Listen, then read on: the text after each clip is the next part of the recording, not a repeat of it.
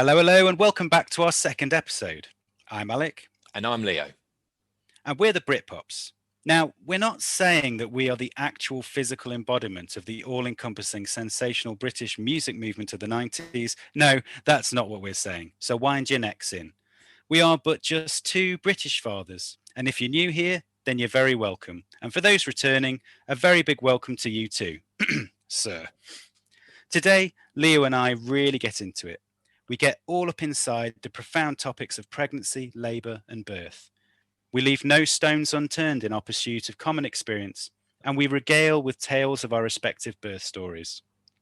There are some beautiful and poignant insights from Leo regarding the circle of life that are not to be missed.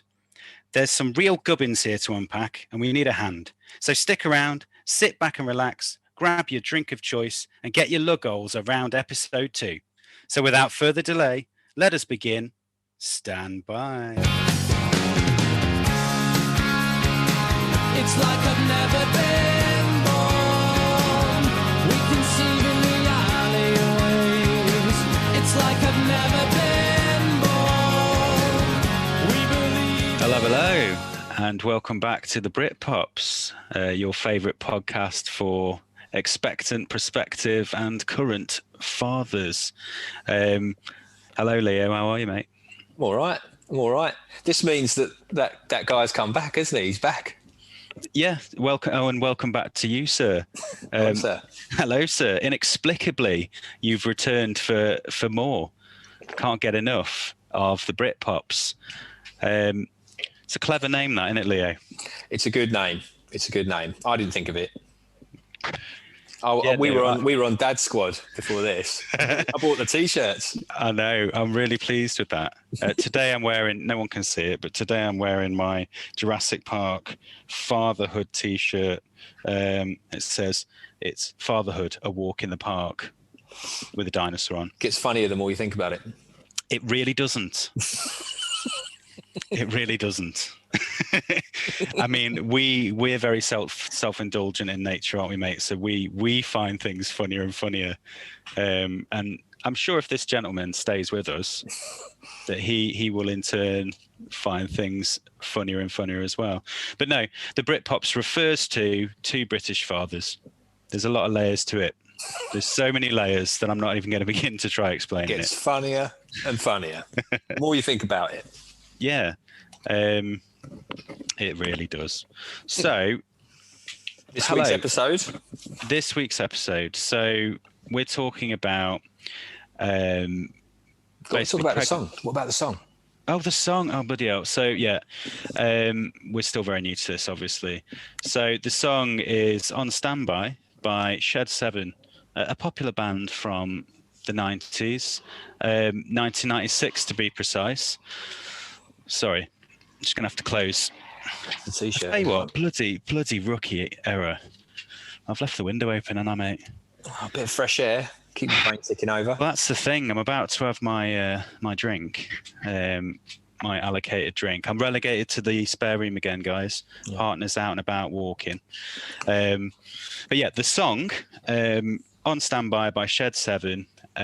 We just had a watch of the music clip before press and record on this, and you're pleased to know it has nothing to do with being a father or having babies or anything like that. Of course, when you're waiting for your partner to have a baby, you are on standby. So, hey, there's the connection, everyone. There's the connection. Yep. If you didn't make that connection from the clip. So yeah, this episode is going to be about pregnancy and the birth. So, but before we do that, we're going to quickly reflect on the last episode. So, mate, just for our audience member, you just tell us briefly what happened last episode for the guys to check it out if they're so inclined. Of course, we're now as seasoned podcasters, just reflecting on previous work.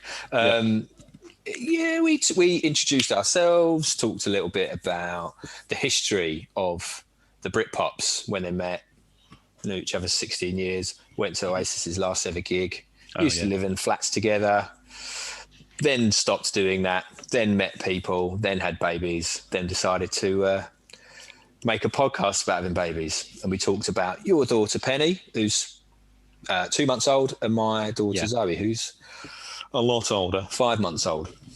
Yeah, that's brilliant. In a nutshell, That was it, firmly inside that nutshell. But yeah, it was a lot of fun. We were excited to have done it and actually get through it, being our very first one. So yeah, the quality of it was hit and miss, perhaps in terms of the sound. But I'm a lot quieter than Leo on the audio. you've got a muff. Obviously, you've got a facial muff. I have got a muff firmly fixed to the side of my face, which seems to be helpful. It's beneficial. But yeah, hopefully this time Sent me round- a text saying, "Look, could you just move the mic further away from your face? You're too loud." Yeah, I mean, you do have a louder speaking voice than me, and I don't know if you can tell, I may be somewhat compensating for that. Hopefully not overcompensating, but I'm trying to not be so I don't know what the word is, quiet. So yeah, Ulcet. I think it went yeah, my dulcet tones. We went in there pretty gung ho. We had a loose plan of what to say, but we just went for it, recorded it, and I feel like it went well. I think for our first one, it scans all right. The interesting thing was, I'm sure this happens to at least a few new podcasters, is that we're recording ourselves as well via video, and we occasionally were doing impressions or sort of using our hands to sort of depict things that we're talking about. I even did an impression of tummy time in the last episode of my daughter. Very accurate, Yeah. exceptionally accurate.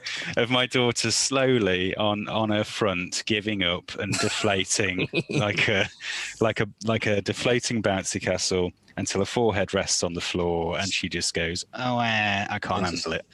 So yeah, so there you are. I feel better having actually just explained what that was rather than the weird silence and Leo just laughing, because it was quite funny. But there we are. So the teething period of we're performing for a camera as well as like a microphone, and we have to remember that you're only listening probably. So that said, anything to add about the last one, mate? Only that this one I don't think is as good. What this one is? Yeah, I think we've gone downhill since last week. Well, that's it. The difficult second album, though, isn't it? Yeah, this is it. Like this is make or break. Either Scudser likes us or yeah. I decide second podcast. I always give someone their first hit.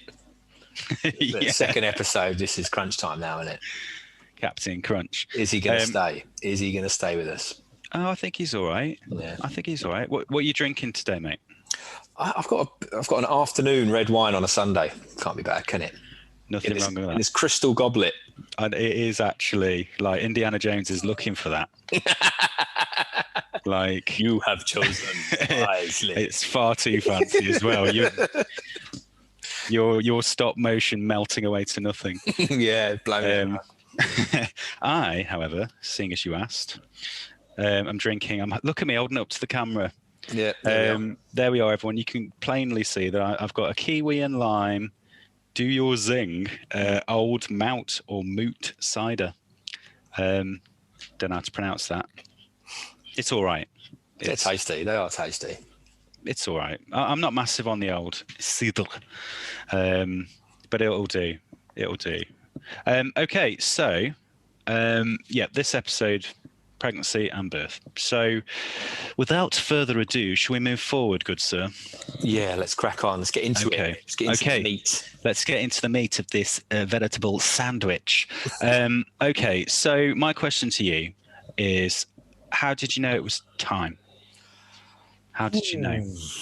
How do you know it's time to do anything, I suppose? But where were we? It was back end of 2019. We'd not long got married. Yep. And I guess that kind of conforming to social norms, I guess that kind of triggered the next conversation. Although we didn't go for it straight away. We were married for a good year or so first.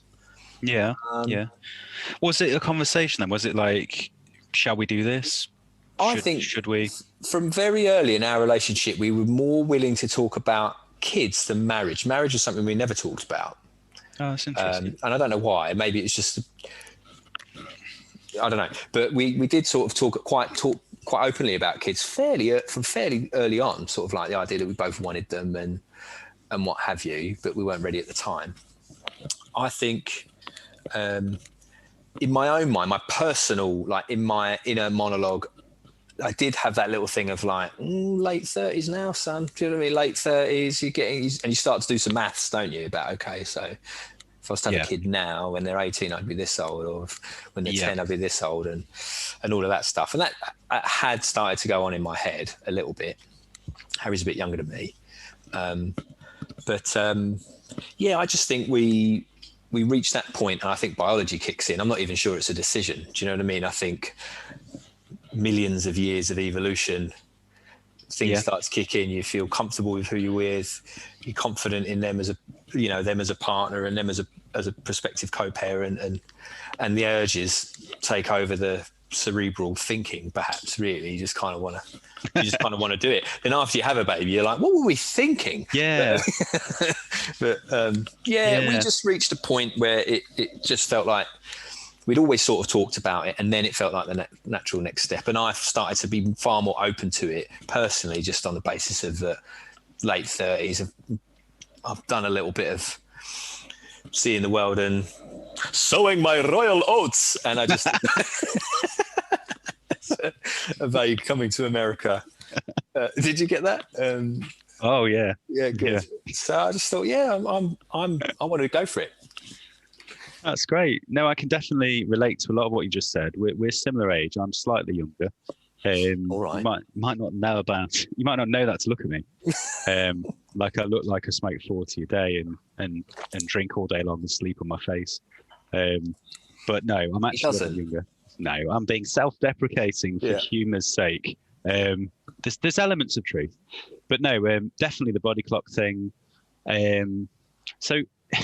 That didn't necessarily happen for me though. Like that was a clinical awareness thing. So I know that I didn't feel that. I just knew that it was true. For me, when I got with Sam and we'd been together not too long, we realised we were very compatible, and like unexpectedly so, and just comfortable, and could definitely see a future. And I'd not really seen that before with a lot of other partners. Like not in the, I don't think I need to really worry about this. It was never really a doubt. So without the pressure of trying to work at power dynamics or keeping in the or I was just myself, and it seemed to keep being okay. If I felt vulnerable, I could just say it, and that was new. I've always had a habit of whilst being an emotionally intelligent person and expressive and stuff like that, still struggled with being vulnerable, and would often kick back and disengage, withdraw, anything like that, rebel, you name it. But this time around was different. And it was a choice as well to be vulnerable and to be honest always and all that sort of stuff. And it just kept paying off. So that informed feeling like realistically, I could procreate with this person. In fact, I want to. Yeah. And that happened really quite quickly. So it wasn't like a honeymoon period thing. It was going to happen. We wanted it to, and we tried, and it happened. And marriage is an interesting one. We're both into the idea of it. No pressure to do it. I don't feel like I needed to pop that question, or like I feel I'm less bothered about marriage as a concept. Definitely wouldn't mind having a wedding and stuff, and I'm not against it. Certainly not. I've enjoyed many a good wedding. But yeah, I think it might happen. I just don't know when then. But what you've said though is interesting, because whilst there's differences between you and I and our situations or whatever, there was something quite similar in that is what I said, is that we kind of talked about it quite early, quite openly with each other. And that didn't seem to be a problem. Yeah, that's it. And we obviously were together for a bit longer before we actually did it, but the same thing happened with you, that you kind of met someone and just had this thing where you could kind of go there and it wasn't awkward or weird, and there wasn't that kind of games that you might play with other relationships where you don't want to reveal certain hands, or you just wouldn't even consider thinking about that. So that's quite interesting, is that it felt like the right thing. But then I don't know. I mean, as we've always said, we're not experts, and there's no advice in here, and there's no right or wrong, isn't there? There's people that, I don't know, meet on a one-night stand and end up having a baby, and it ends up working perfectly. And then there's, do you know what I mean? I don't know. Yeah, and that is a situation which I can't empathise with necessarily, not firsthand. You don't think? I don't think. I mean, she's not here right now. I don't know what she's up to. But no, I think that if you're in that situation where you're like co-parenting and you're not necessarily in a good place, then definitely be looking into this stuff. Like as a father, I think it's widely kind of touted that dads aren't interested in finding out about how to parent or the mental health of it or the psychological aspects of it. And like, that's not true. Like, I'll look up some statistics. I'm going to make a little note for another time, because I can't remember off the top of my head, but I've been reading some stuff around it, and it's significant proportions of men are interested in this stuff. Oh, yeah. And when they're having problems in relationships, they're all over Google, and it stands to reason. And let me tell you, like, we are going to be talking about dynamics in relationships probably in the next episode. So when you're in a like loving, stable relationship, there's stuff to watch out for. So understanding this stuff is really, really important. And I know for a fact that within 12 months, there's a significant amount of relationships that don't make it after having a newborn, for those very reasons of it being difficult and a massive change, like akin to trauma, in some regards. So, but we won't delve too deeply this time, but it is going to be something that we talk about, and it's really beneficial to wrap your head around that stuff. It helps to understand it. So yeah, knew it was time. We tried, and it happened. Took a little bit longer than we thought, but yeah, and here we are, regretting it. I'm joking. Well, I mean, jokes. I don't always volunteer this information because sometimes it takes people a long time to conceive or whatever, and until you start actively trying, you actually don't fully know whether you can. Do you know? I reached the point in my late 30s. I'd never accidentally got anyone pregnant in the past or anything like that. I've generally been quite careful, but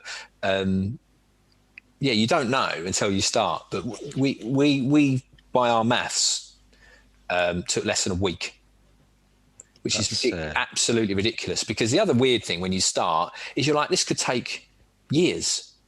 You don't.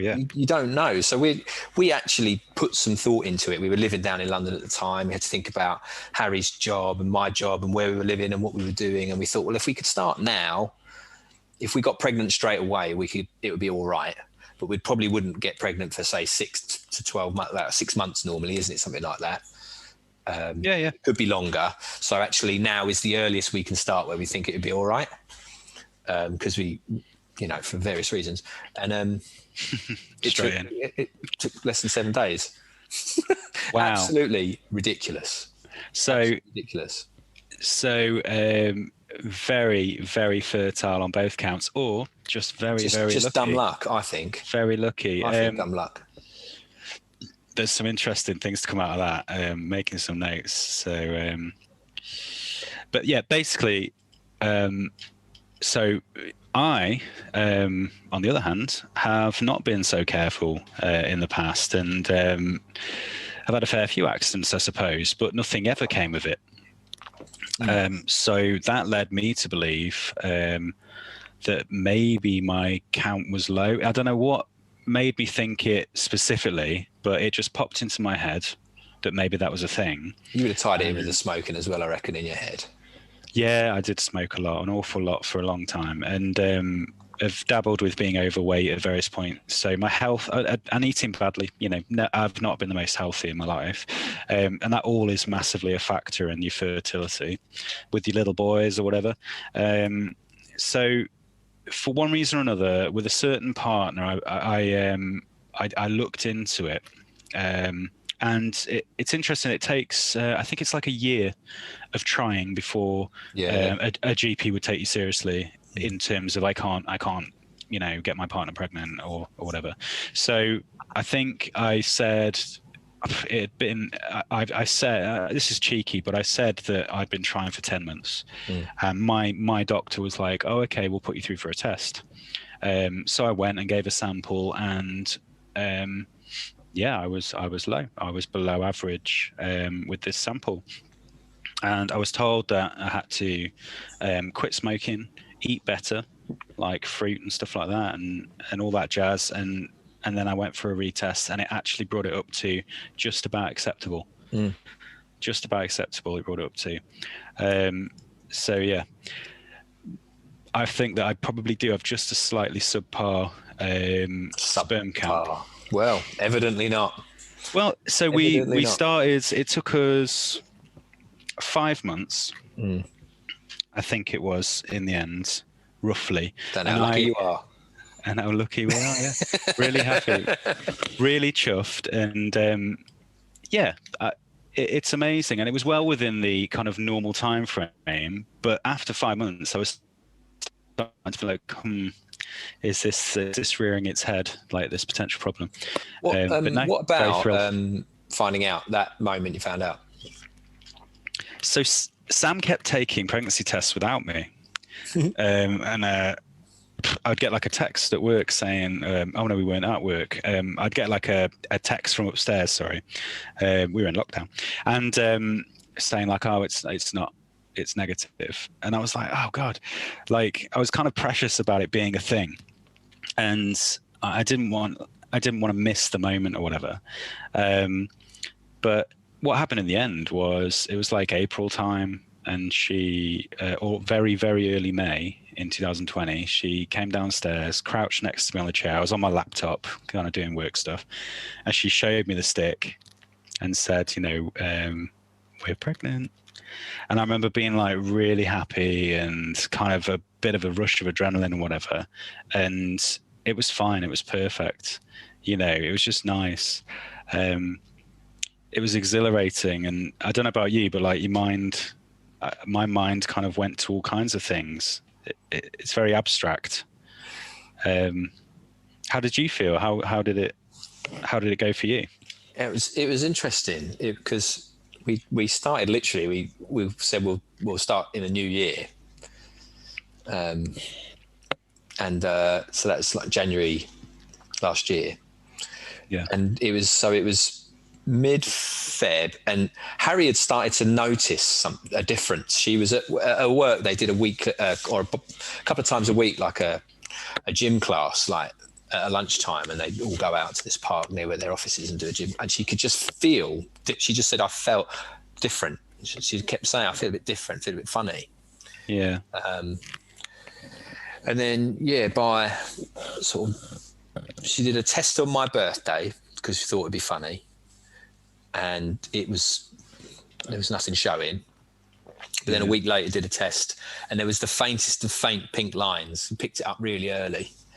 Nice. And it was the faintest of faint. But she was like, "Is this a line? I'm not sure if that's a line," sort of thing. And I looked at it, I was like, "That's definitely a pink line." And I don't know. I didn't get too profound. I didn't go anywhere other than just feeling really happy. Just really happy and excited, and then you've got this stuff that you don't tell anyone for quite a while, haven't you? And it's your little secret. Oh yeah, that's actually quite nice, isn't it? You've got this secret from the world, and that's quite special in its own little way. It is. So like with us, we had to get really scientific. So we ended up with Sam taking like hormone, like you pee on these sticks, which let you know if you're in your fertility window. And there's like an app which helps with all that. So there's like an optimum. It's got lines that get darker and darker, which and then, planets align. You've got to go. Yeah. And so you're talking like over a 7-day period, kind of every day, having to not that romantic towards the end of the week. Like, believe it or not, guys, like when it's clinical and you're, I mean, sort of rewind a couple of months, I was on a February residential for work with my students, and it was over the period where she was, fertile, and we were talking about, is it even feasible that she turn up there? And of course, think about there. Absolutely not. But yeah, such a finite, I don't know if that's the right expression, but a really short window. So yeah, it's amazing. And the idea, I do think about things like, I don't know if you do this, but the chances of you specifically kind of being the one that's born. And like, say if we had done something crazy like that, like Penny wouldn't be here. Like, yeah, it's a weird thought, isn't it? It is so weird. It's a weird thought, and then it gets weirder as you goes along, because then they arrive, and then like, oh, it was you in Harry's tummy for night. That was you all the time. Yeah, it was always you, and I don't know. It's quite abstract. Yeah, because people say things like, "Oh, and you would have been born at Christmas," and it's like, no, you wouldn't. It's a different cell. Yeah. No, you wouldn't. It's the biggest. It's the mother of all sliding doors. I tell you what sums that up really nicely is you've seen the film About Time. I know you have, because you talked about it, but it's the bit where he goes back in time before the baby was born. Yep.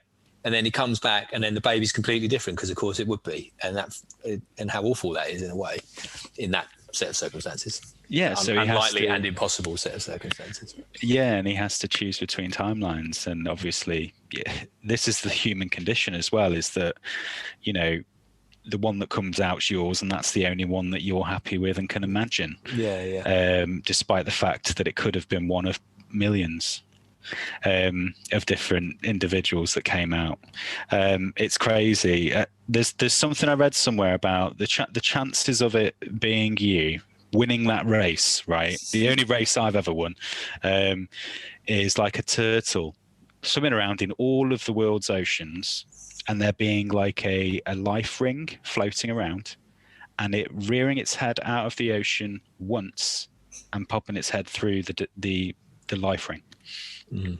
That's apparently how unlikely it is for you specifically to be here. Except there's like millions of turtles around you, all dipping their head up once, aren't they? All trying to aim for that one. Yeah. So high five, guys. High five. All of us. All three of us. But that's the same argument, and we're going right off topic now. That's the same argument of like, isn't it amazing that of all the planets in all the solar systems, we're the ones that we're on Earth and there's life and stuff. But don't be that amazed. It just happens we're here to see it. So of course we are. Do you know what I mean? It's mind. We're the ones that are here to see it. So it's not that surprising, really, is it?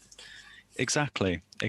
No, I love all that shit. We could go on forever about that sort of stuff. Good. Let's bring ourselves back. So the pregnancy then. So that's kind of conception. It's great. We're both happy. Mm. And then there's a pregnancy. So how did that go? You asking me? Yeah, you go first. Like, who else is here? No one. Just you, sir. We're not talking to you.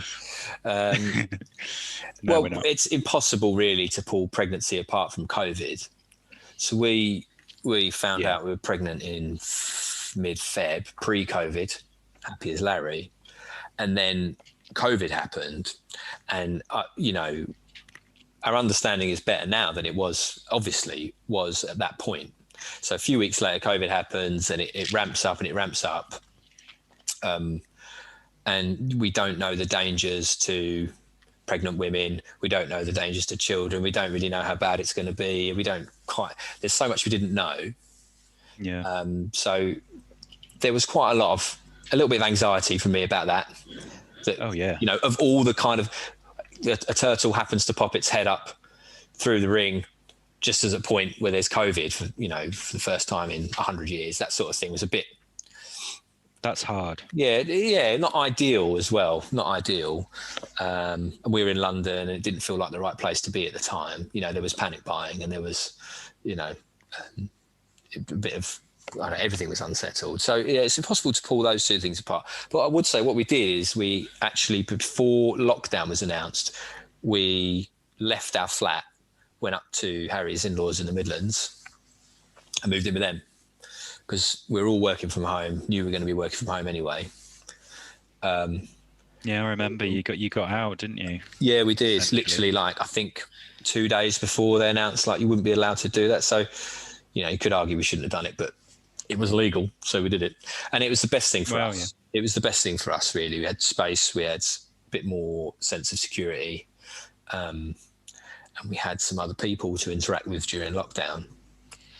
Which would have turned out to be invaluable, for what was about to happen in that March, when it really became apparent that we were sliding into an international pandemic. That, you know, but even if you think about it, even in March, April, May, even in like June, July, we didn't know that we'd still be here in what we've been in lockdown for 5 months now, and it's March 2021. We're 2 days shy. No idea, like, even in June, really, what we were talking about, and we probably don't know what we're talking about now. But no, that is true. But pregnancy. If I could wrap it up in a couple of sentences, obviously there was the COVID thing, not going in for scans, and that felt like, a bit of a blow. But yeah, that's hard. And I have to admit, the first scan, was it the first scan? I think it was, and you find out quite a lot about, if things are okay or not. As soon as Harry came out, and I was in the car park in the car, as soon as she came out and just said, "Baby's fine," I didn't care. I literally couldn't care less. Do you know what I mean? It was the best news ever. Yeah. And there was a number of subsequent scans can go to and whatever, and I just stopped caring, because the baby was okay. We were lucky. So, big deal. And, in the grand scheme of what people were living through at that time, not being able to see a scan, hey ho. Yeah. No, that's good. I do. So being a father in a pandemic, or an expectant father during a pandemic, is hard, isn't it? So there's the kind of the usual stuff, like you say, the scans, the appointments that usually you'd be a part of, and you're kind of hand in hand with your partner, looking at a little tiny bunch of cells on a screen and cooing and all that. And fortunately, I was able to see the first scan just the day prior to the official NHS first scan, which is 12 weeks. So? Yeah. 12 weeks. Because we paid private, and that was a decision we took. So that I could, and that was the only thing we did like that. But it was so I could have a look, and it was a really swanky scan as well. We could see Penny. Like, it's weird to retrospectively call her Penny when it's the same person. She was there then. Crazy. But rolling around, and we could almost see a face. Well, we could see a face, and we were actually worried about seeing genitalia, because the picture was so clear, and we didn't want to know until the birthday. But it's hard. So yeah, like you say, waiting in hospital car parks, feeling very peripheral with regards to stuff like that. It didn't get to me too much, like I wasn't woe is me, but now that we're into March the following year, and with 6 week weigh in and stuff like that, they were still like, we just want mother. We're not interested in you, kind of thing, in the nicest possible way. You are redundant, and it's a little bit like deflating. It's a bit sad. I think, like, she'll never be this little again, and all that. And I try and push those thoughts away, but and try and rationalize it. It's not the end of the world at all. Like, because we're still here, and we have children that are healthy. And flip it upside down, and you can flip it upside down and say, how lucky are we? Yeah, exactly. Because under normal circumstances, I cannot get my head around this. That was after a couple of weeks of them being born. In our circumstance, it's not the same for everyone, but in our circumstance, I would have been getting on a train, leaving for a train at 7 a.m, and I would have been arriving at home at 7 p.m. And by my maths, I might have seen her for half an hour a day.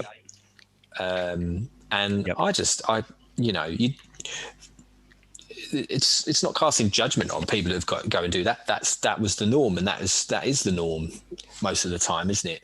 Yeah. I can't get my head around that. I would have missed so much, and I'm still working at home 9 to 5, but I'm around in the mornings. I'm around in the middle of the day. I can dip in and dip out. I'm around a lot more in the evenings. Yeah. Yeah. I suppose you don't miss so lucky. What yeah, and maybe you don't miss what you haven't had or haven't got. Because it's been the norm forever that you get 2 weeks and that's it. My place of work actually does allow you to have more time off, but they don't pay you for that. Yeah. So you can't really take it. But never have you more needed cash. Do you know what I mean? Or sense of stability as well. You get you get your statutory pay. So they say you can share the year and have 4 months each and whatever, be off together for 2 months and all that, but it goes down to statutory. So, but yeah, I've heard since that law change, and the percentage of people that have actually managed to share their leave with that new kind of legislation change, in reality, in practice, like it's minimal. Like hardly anyone has been able to flex and share it and come out okay. I'm not surprised. I said to my HR, I was like, and how much uptake have you got for that one? Because you know what I mean? I'm sure it sounds great. Like we were looking through it and we missed some sort of small print that kind of said, and you get statutory. And it just means, you don't, I think both of you end up on statutory or something crazy. I don't know. And you hear a lot as well about the tension that can come into a relationship because of, obviously in early days, it's normally the man who goes back to work early after 2 weeks paternity and the woman who got a longer period of maternity leave. Yeah. And a guy, 12-hour day, working hard, commuting, comes back. Was handed a baby and after someone who's exhausted and it's no matter what and no matter who you are and no matter how reasonable and empathetic you can be, you cannot fully understand the other person's position. But in COVID times, when you're cohabiting and co-working and co-living and nurturing a child, you see it and you experience it and you realize how hard it is on both sides of that coin. Yeah. And I just think that's actually a bit of a blessing for us because we, could be far more empathetic and actually dip in and help each other. And I don't know, just feel lucky. It's been eye-opening. And it is extremely common for both parties in the relationship to feel like the other one is doing less than you are. Especially when you're knackered as well. You get less reasonable, don't you? Less reasonable person for a while. Well, we're going to devote an entire episode to talking about that sort of thing. But I just wanted to quickly, before we move on, touch upon a couple of issues during for Sam's pregnancy, which, baby was healthy, all scans checked out, all the percentiles were great, actually looking like a larger baby, which she did turn out to be. But something that happened to Sam was she started to get pain in her hips. And I think it was I think they said if it gets to the 20-week mark and beyond, it probably doesn't go away. So that was tricky. And I think it's called symphysis pubic or pubis dysfunction. And it's a pain that can happen. And that was really difficult. So on top of what else was going on, she was unable to walk, certainly by the end of her third trimester, wasn't able to walk for more than 10 minutes or so without being in complete agony. That is tough for lots of reasons. That's tough. So, I mean, the uptake there in terms of, so my responsibilities are obviously when you're expecting, your responsibilities pick up, don't they? And happy to do it, really happy to do it. But there was so much running around and extra stuff that needed doing, and the pain was really unpleasant. It didn't really expect that, but the other thing, so that just watch out for that. As a thing, because it can be made worse by excess walking and stuff. But the other thing I was going to say about pregnancy, I don't know if you found this, because we were just going to mention about expectation versus reality. It was great. I adored looking after her and watching her get bigger, and it was like really cute, and it just felt lovely, and like singing to the baby and all that stuff you expect, that happened, like the hands pushing out, the feeling movements, all that jazz. But I'd heard that there was going to be a huge pickup in her sexual sex drive towards the end because of hormones. And that's something to watch out for as well, that the sex may diminish depending on various reasons. Like with Sam, she had pain. There was the odd bout of BV, which is bacterial vaginosis, and that's really common. And look it up, BV. If you're right. no, not you, our audience member. So look it up.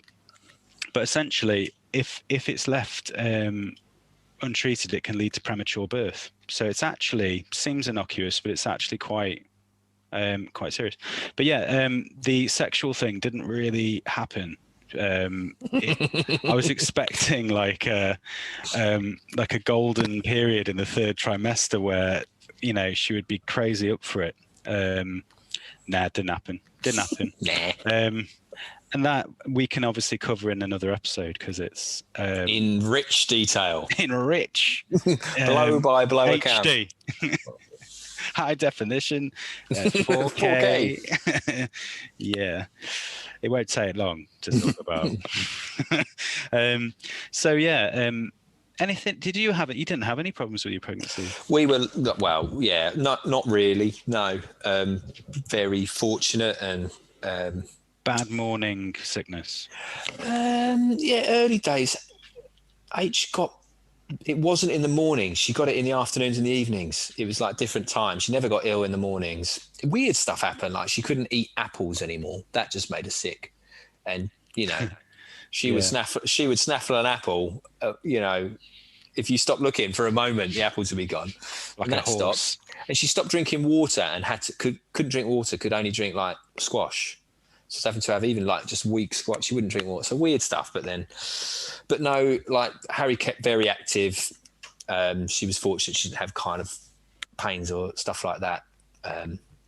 So she kept pretty active and on the move and exercising and all of that. So we were pretty lucky. The only thing we did have, which you know about, is some of this scan type stuff where particularly later on in the pregnancy, they start, for me, doing odd measuring of bumps and suggesting whether the baby's too big or too small. Oh, yeah. And you know me, Al. We've known each other. I'm a man of science, and I admire science and medical science. I unquestionably, really.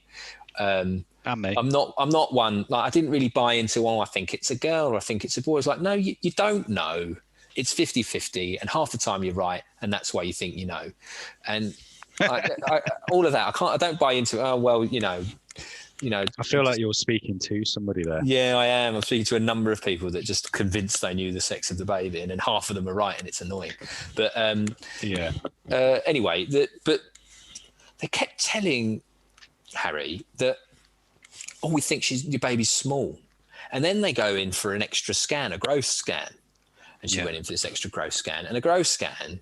I wasn't there, but what they do is on that grey moving mass, they start with a mouse on the screen, click points and measure things. Yeah. And they try and get just the right, from, I don't know, the length of a certain bone or all of that. That's a horrifically inaccurate process. If you think about a moving baby in a smudged picture and a number of pixels on the screen with someone operating a mouse measuring, and if it's a couple of millimeters either way, then your baby's too big or your baby's too small. A mouse on high sensitivity. Exactly. And so Harry was told that the baby's really big. And then she was told that the baby's really small. And actually, no, the baby's really big. And after a while, we just looked at each other and went, hang on a minute. The baby's going to be just the right size, isn't it?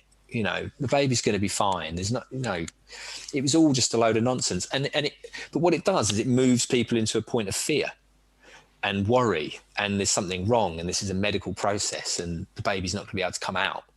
and all this stuff. And Yeah. and it turned out it was rubbish, and the baby was just the right size. The baby was 8 pounds. Do you know what I mean? It was just rubbish. And she went in for about 4 or 5 growth scans to be told different things. We had that. Was, you can tell I'm angry because it worried. Oh, you're ramping up. Yeah. I can tell. Yeah. And it was all horribly unscientific.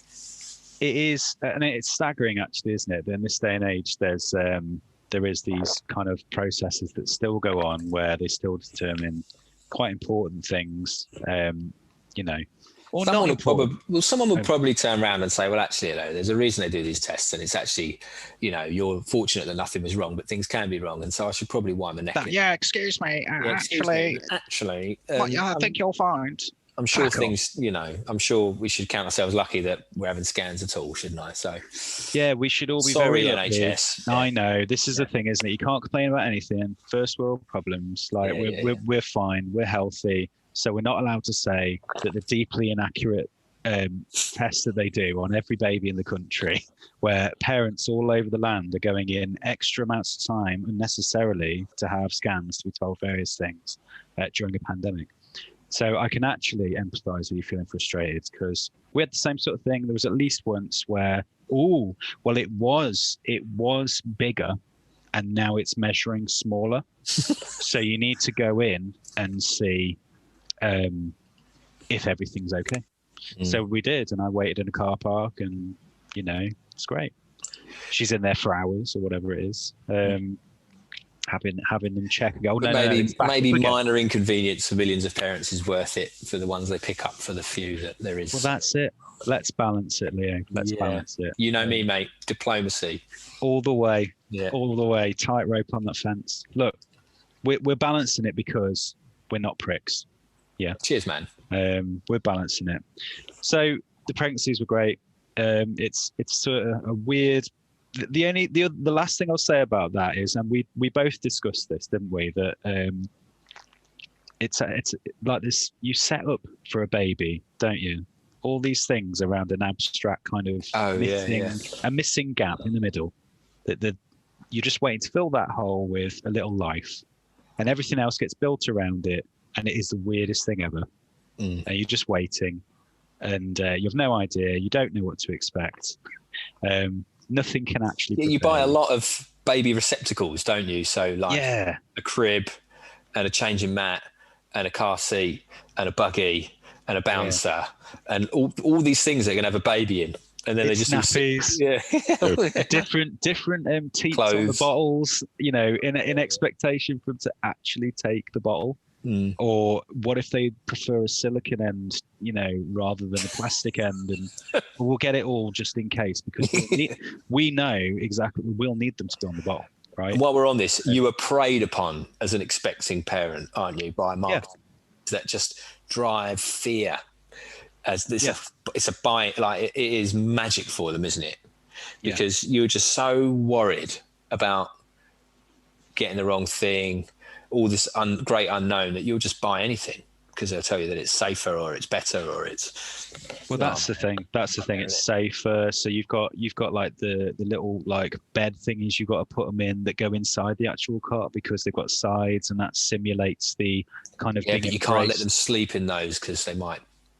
Oh, they might. Whatever reason, like it's just not. I don't know. They might eat it. Yeah. But that's, and they prey upon the kind of the idea that you want to be a good parent. So, hey, did you know that stressing your baby out too much, will ruin them for the rest of their lives? So what you need is all these products to simulate like a natural stress-free environment. And we buy in, and some of it is good, but not all of it.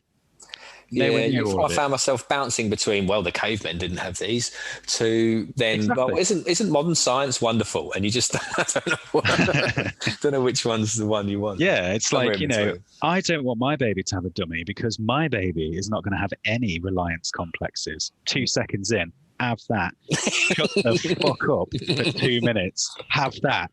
Like, yeah, no. And I have thought about the cavemen as well.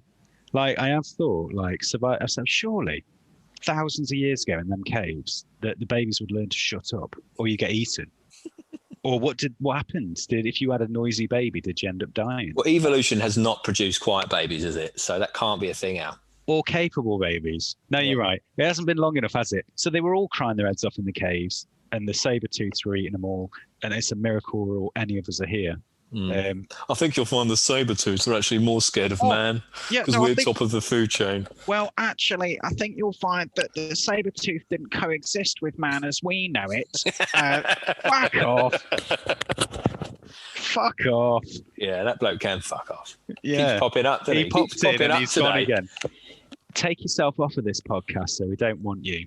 The additional one. We're happy with Roger. He's a product of evolution as well. Anyway, Roger. That's his name. Roger. But babies are incapable, and evolution has missed the trick there. They can't do anything for years. Okay, let's move on. I think we should probably wrap up the episode with our respective birth stories. Ooh, the actual birth. Strap in. Yeah. Strap in. I don't know. Maybe we'll keep with the theme and you go first. Okay. Yeah. Birth stories. It's impossible for me to, rightly or wrongly, and quite sadly, I suppose, in some ways, pull apart the story of my dad dying, the story of my daughter being born, because there was hours between that. So my dad was ill, and on the Wednesday morning, my dad passed away, and then on Thursday, Zoe was born.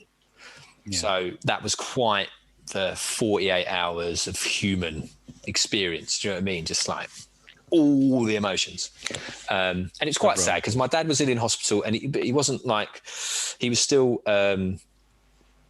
compos mentis, and he was my mum sort of thinks holding on for news of the baby being born, because we were, a week or two over, or bang on time, depending how you think about it. But we were a week or two over in the due date, and he was sort of holding on and didn't quite make it. And that's quite sad. But equally, you flip it upside down, and it's sort of really desperately sad moment during COVID, which meant we're all disparate from each other. Zoe was born, and that was wonderful. Do you know what I mean? Ray of light entered stage left, and it meant a lot. And actually, the reason she's called Zoe is because my dad's had a lovely sister who sadly passed away, whose name was Zoe. So it kind of all nice circle of life stuff. So I've got that out of the way. But I think that is just my experience of it, and I couldn't really pull the two things apart. And my dad, his first child was a daughter, and I just, I learned about my dad in that moment of having my own daughter and having that shared experience with him in a way. It was all very kind of nice and sad at the same time. But so we were a week or two over. We did there's a digital pack that we did from a company called the Positive Birth Company, and it sung to us in a way that was just really, really good. I shared a little clip with you, didn't I, Al, when you were looking at something, and there was a whole pack of that, and I'd really recommend it. It was just a kind of trying to paint birth in the sense of it's a positive, exciting challenge. It's an experience. It's been going on for a long time.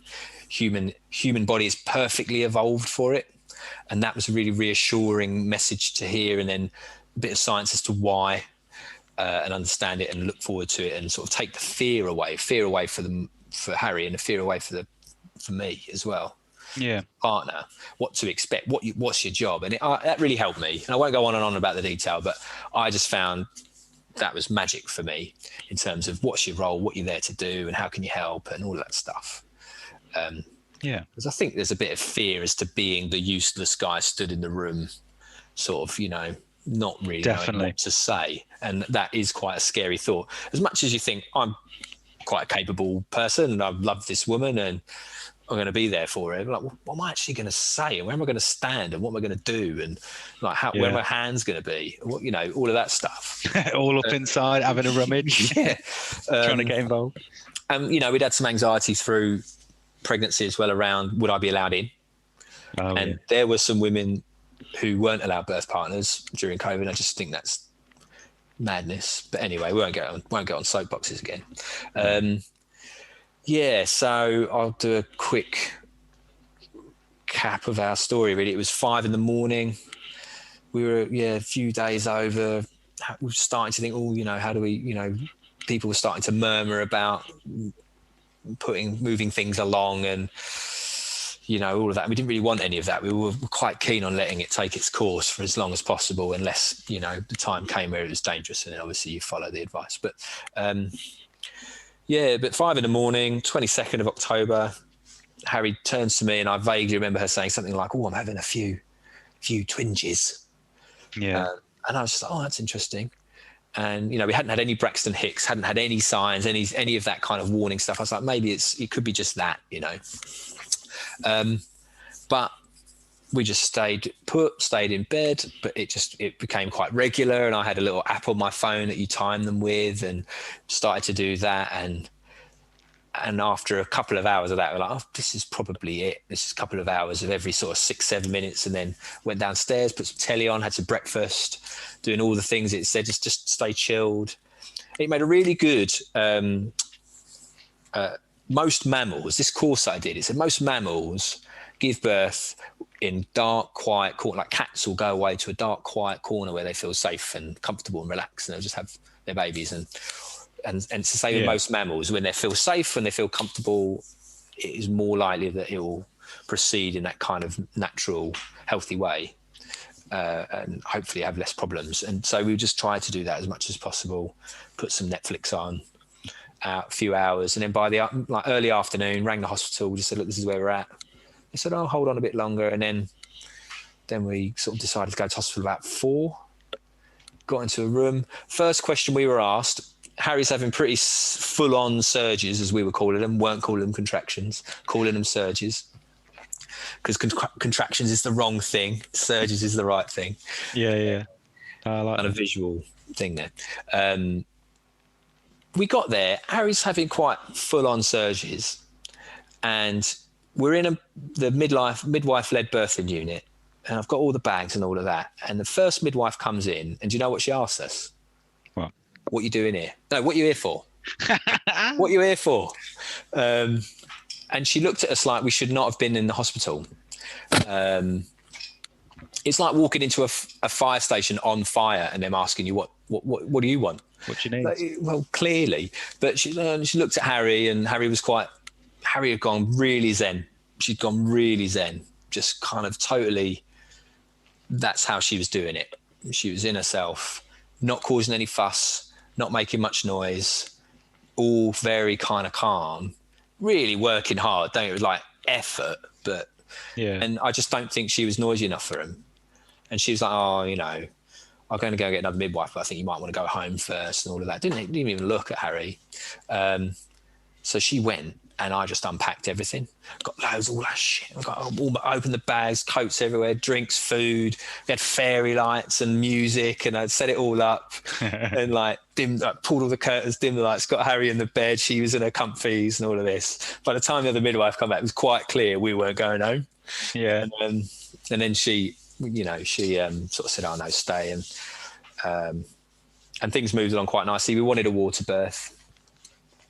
And Harry was doing amazing. And we got into the water birth room. There's not many people about. It was really quiet. We were lucky. That's nice. And Harry had one step in the birthing pool, and they found a problem, which meant, no, I think we have to go up to the hospital part, the doctor-led birthing suite. Really sorry. Put her in a wheelchair. Up we went in the lift up to the hospital bit. Very different, like room, consultants, doctors, 6-7 people kicking about. Not what we kind of wanted, but we'd always go with the jungle. Yeah, always go with what they said. Do you know what I mean? We had our ideals, but they, the midwives are good. They try to dim the lights and keep it calm and keep it quiet. And again, consultants saying the baby's distressed and not moving along quick enough. And we'd been up there quite a while before they actually had a look and said, oh, no, she's fully dilated. This woman should be pushing. And so, and all of this, and it was just kind of, they just didn't, I don't know, Harry was always a bit further along than they thought. And then Harry started to push. And again, she didn't scream or anything. She was working her socks off. But I didn't see a picture of agony or anything. It was just like effort and fatigue. And she had cramp and stuff, but the work and the effort and the kind of, I don't know, just, I couldn't do it. Astonishing. Yeah, just mind blowing. I'm not doing this story justice because there's time, but the consultant said, "Why isn't that woman pushing?" That's what she said, and Harry could hear it. She's really cross, and she's talking about, I'd have to get some forceps or ventouse or whatever, and that was enough for Harry. She was giving it by that point, and then this little head popped out, just amazing. And I saw the head. I was like, holy shit, there's an actual person there. Like, and she came up, and we'd asked for me to be able to reveal the gender. And it was a little girl. And I remember saying, it's a girl. It's a beautiful little girl. And I remember she got put onto Harry's stomach. And just the way Harry said, it's a little girl, as if, the most exhausted thing I've ever heard anyone say, but the most joyful thing at the same time. Yeah. And again, it was skin to skin and gorgeous. Harry couldn't see her face because she was on her. And she's like, what does she look like? What does she look like? And all I could say is, it's beautiful. Absolutely the most beautiful sight I'd ever seen, with this baby on top of this beautiful woman who's just done something incredible. And it's cliches all over here, isn't it? But that's the shared human experience, and that's quite wonderful that it's a cliche, because it's a really good one. And the ultimate one. And then they left us to it. It was just the three of us, and I was the first one to get a nappy on her, and she dressed her with these clothes that we bought, and I'm putting them on a person. It was so surreal. Harry had a bath, and then we were there, and then I had to go home. COVID, so I had to go home, and had the baby at 10:30. So we were in the hospital for 6 hours before we had the baby, which isn't bad. We were fortunate in that respect, I think. Yeah. And I had to go home, and I got in the car, and I think, I just collapsed into tears and emotion of just the last 48 hours of everything that happened. And I got home, and I'm lucky because, my sisters live in New Zealand, and they're wide awake. It's 1 a.m, and I'm just wired with everything that's gone on. And I just, got on the phone to those two, had a little bit of a group chat with those two. And just told them the story I've told you in a bit more detail. But that's the story. That's the story, mate. An amazing story, poignant.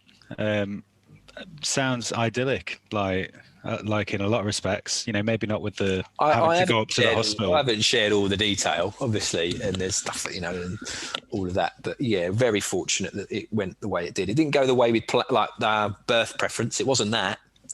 But it was a good one. No. And that takes us, last thing for today, that takes us nicely so I'll tell you about mine. Very, very different experience in that it didn't quite go to plan as well. So I think it's the Monday evening for us, and we've actually ordered a takeaway. Sam's 4 days late. She felt like... Not late though, was she? Weren't late. No, she was just on time. Yeah, actually, no. It's actually the due from date. Yeah, I think you're whatever.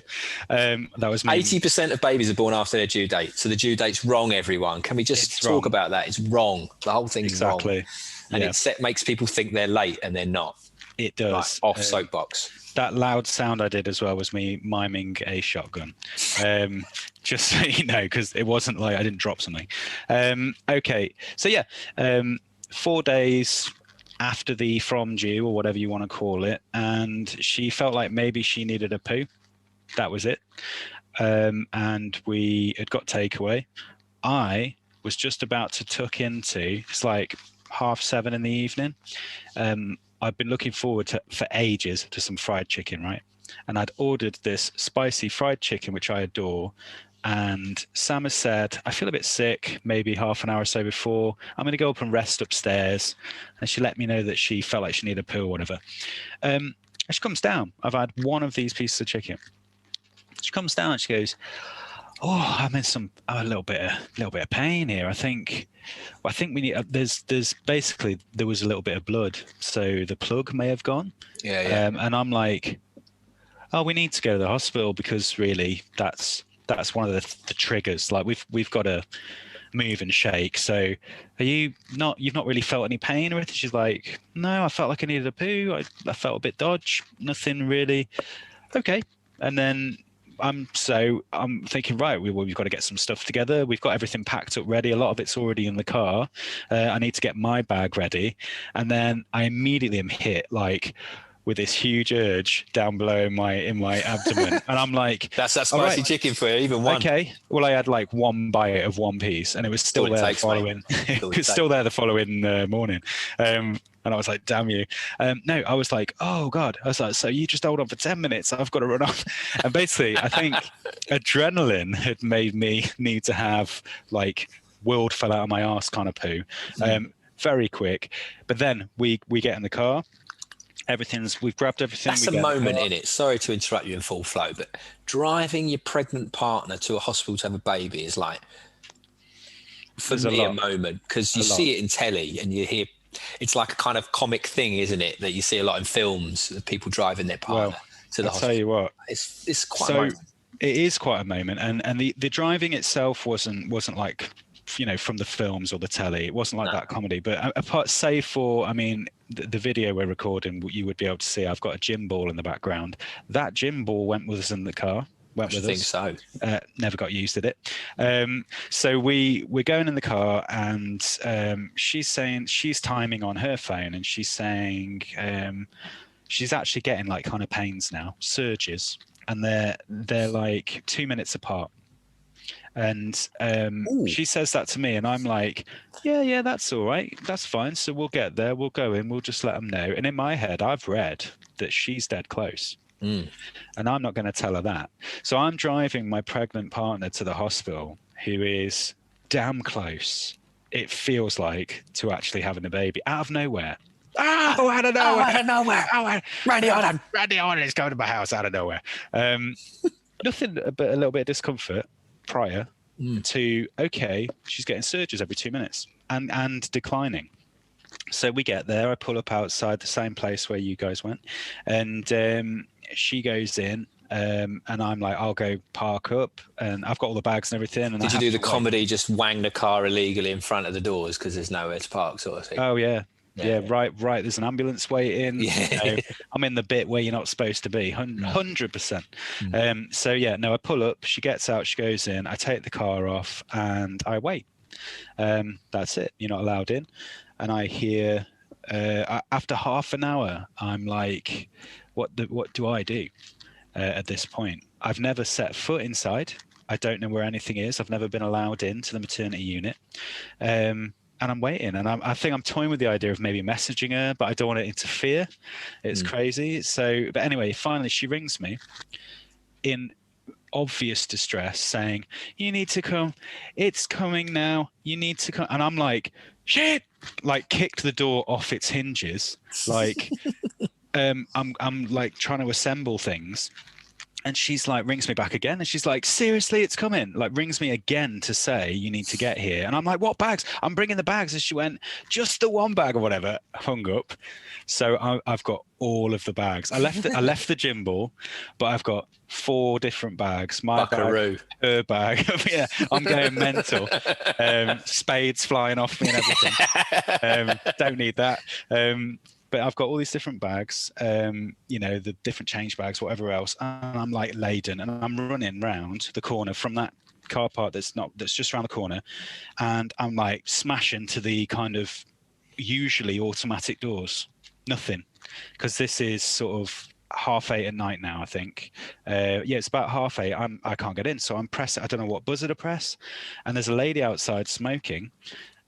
Controversial, and she's been inside, she's in like the robes or whatever, and she said, oh, it's that one, duck. So she pressed it and then this voice comes over, and I'm like, I'm here, I'm with Sam Green, she's having the baby, you got to let me in, like honestly, like that. And the lady who was there, she says, it's all right. And they open the doors, and she says, I'll tell you where to go. And I'm like, I don't know where to go. Anyway, you go through the first set of double doors, there's another set, and she's pressing the right buttons. We're waiting, and I'm like, "Oh my god!" All I can think is she's going to have my baby, our baby, without me. The last thing I heard is it's happening, and she, this girl helps me get in, and then we open the door, and I'm like this, and she's running with me, like I've got all these bags through there. Turn left into the elevator. We go up in the elevator. She's on whatever it was, ward. Okay, we make our way there, and then there's people trying to stop me in the corridors. Like, "Are you okay, sir? Who are you with?" I'm like, "She's having the baby," and we go through. Where's the gym ball, Al? Where's the? She says you need to bring the gym ball, and I'm like, "Fuck off!" And I go through, and she's been moved in the time it's taken me to get up. She's been wheeled off into the actual room where she would ultimately give birth, but I'm in the wrong ward. So then I have this entourage of carers, nurses, the original girl that came to let me in, all of us running down the corridor, and they get me into the right room. It's in the delivery ward, I don't know, but it's the special private one that she was in. Before you go down to the main ward after everything's happened. I can't remember what they're called, delivery suite.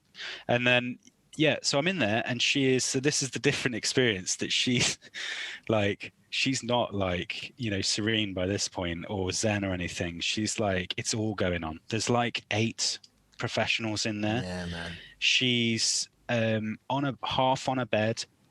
All stuff's going on. They're all around her trying to get a cannula in. They've like wrapped tape all around her trying to get it in quick.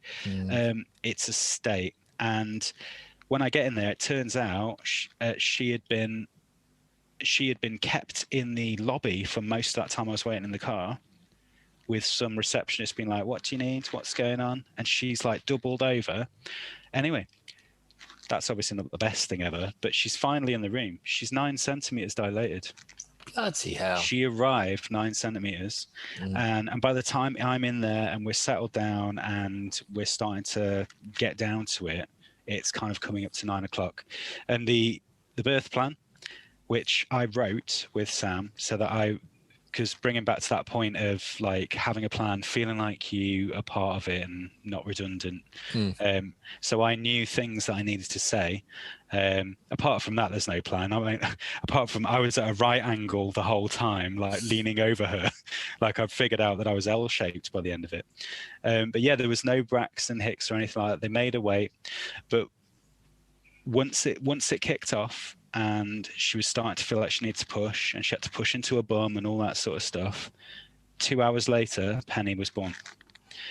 That was quick. it. So by 11 o'clock, so we were at home kind of 7:30 coming up to 8 o'clock. By kind of 11:10, I think it was, she was born. And Sam had to be cut towards the end.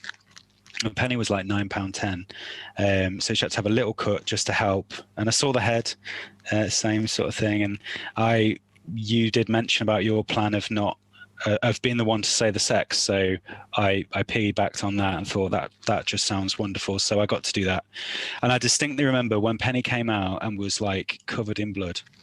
And they were like, "So do you want to say?" And I looked down. I remember looking at the fanny and being like, girl, because she was in such a state, like blood-wise and whatnot, because Sam bled a lot. I was like, don't get it wrong, it's a girl.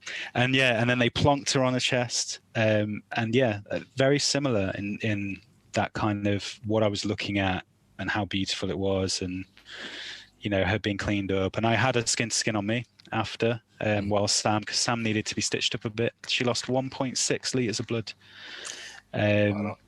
But that meant that she got to stay up there as well. So the last thing I'll say, because of time, I'm sure we'll mention stuff at other points, is that I very, very, very fortunately, because of that complication, was able to stay overnight until 8 in the morning when they kicked me out. So I was very fortunate, and it was unexpected, and I was very grateful for that. And I got to have the skin to skin and really take care of things. And Sam was woken up every hour.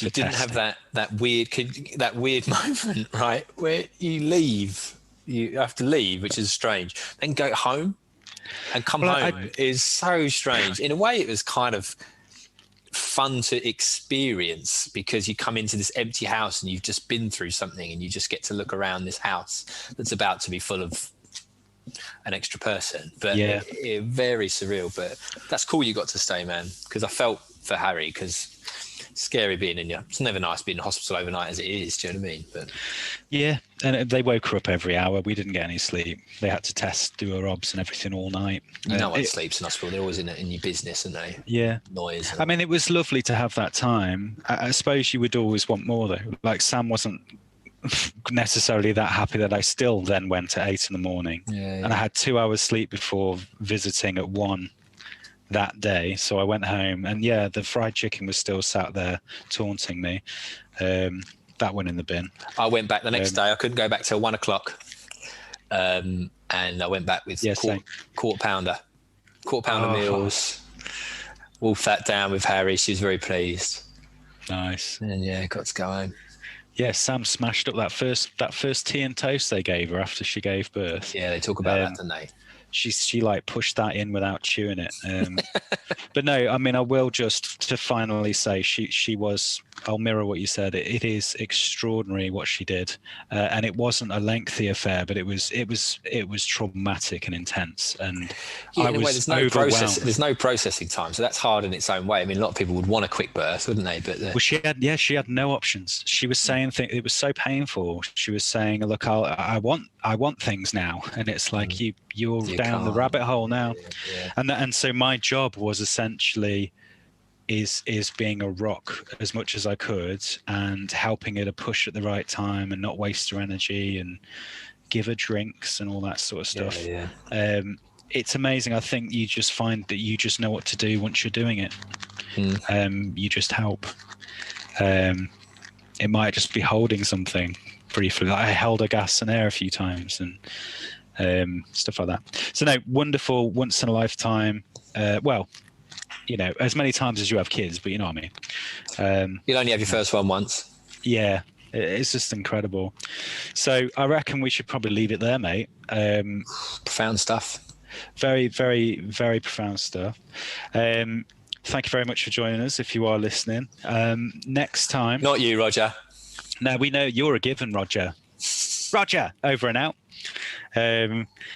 So next time we'll talk about things like dynamics and relationships. So like the arrival, bringing that life home into your sort of previous home environment and how that changes, what that feels like.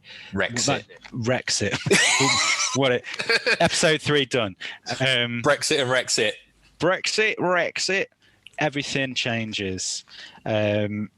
It really does. And so we're going to talk about that, dynamics and relationships. And I wonder what the song will be. Ooh. I wonder, you'll have to tune in to find out. But yeah, we'll be talking about things that we found that help and work, and maybe things to be aware of that you don't know may happen, because the heads up is probably it is valuable, I reckon. So I would say that's it. You got anything to add, mate? Anything to bob on the end there? Absolutely nothing. Got nothing to contribute. That's been the story of this entire podcast. But at the very least, it's good to see you, mate, and talk to you. And absolutely. And we get to hang out. And I think it went well. It's all right. I think that's it for this one. So check back in for episode 3 already. Lights. Lights. It's like I've never been.